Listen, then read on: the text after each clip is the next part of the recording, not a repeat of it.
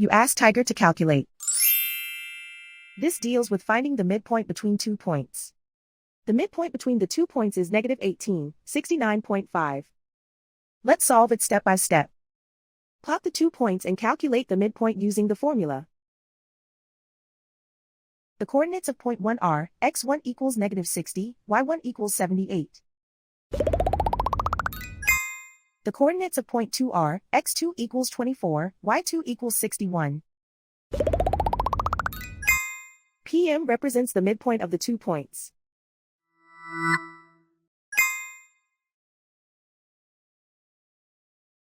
Use the x values in the midpoint formula to find the midpoints x. x1 equals negative 60. x2 equals 24.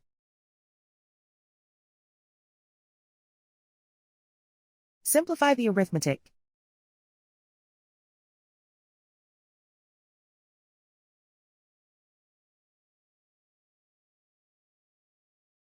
Use the y values in the midpoint formula to find the midpoints y. y1 equals 78.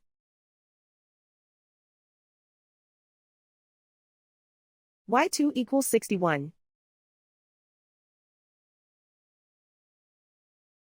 Simplify the arithmetic.